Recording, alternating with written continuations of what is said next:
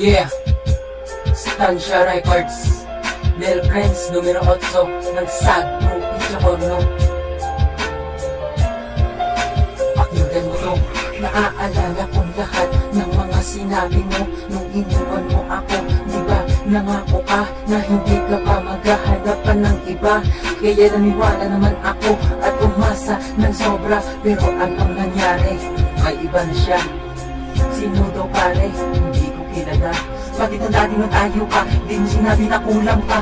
Pagmamahal na inalay ko, nasagan talaga ako ng gusto. Sabi nila, marami pa dyan, pero alam mo, di pa sapat yan. Sa kalungkutan na dama ko, parang ako'y namatayan. Inisip ko ang lahat ng babae ay pare-parehas lang. Pero ikay kakaiba, dahil naganap ka agad ng iba.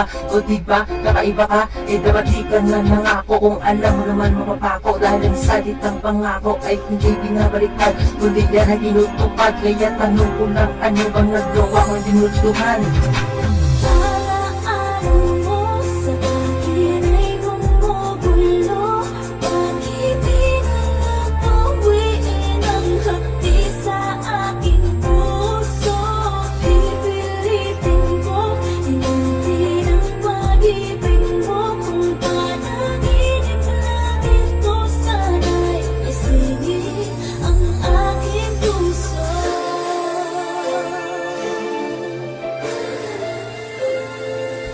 Bakit ganito? Hindi ko to ginusto na mangyari. Sa sobra kong tiwala, ang lahat ay nawala. Bakit siya pa ang pinili at hindi na lang ako? Pinili ko maging sa'yo, pero ibang pinili mo.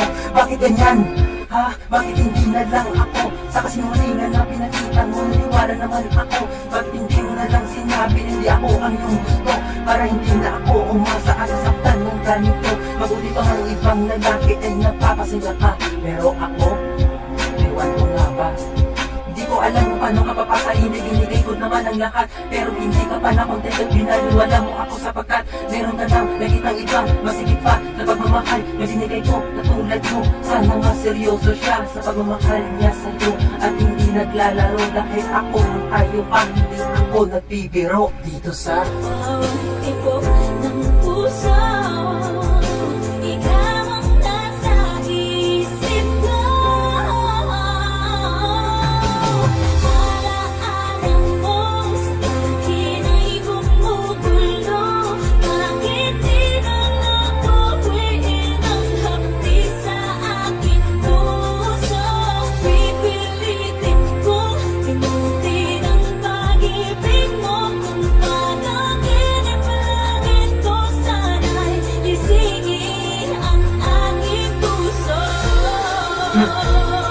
Muli na to.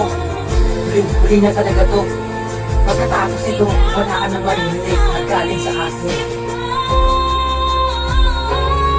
Alam mo ba kung ano dahilan? Bakit ako naman na di nagsasabi dahil sa'yo ang pag-ibig ko na sobra-sobra na makaligo. Para lang nakapunta ka dati sa pagmamahal na binigay ko sa iyo. Oo, inaamin ko na hindi ko pinapakita yung lahat sa'yo.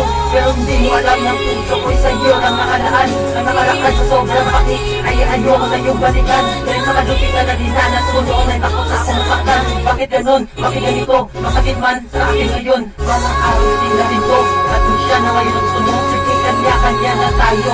Ikay sa kanya na at sana maging masaya ka sa buhay na pinili mo sa piling na maalam na.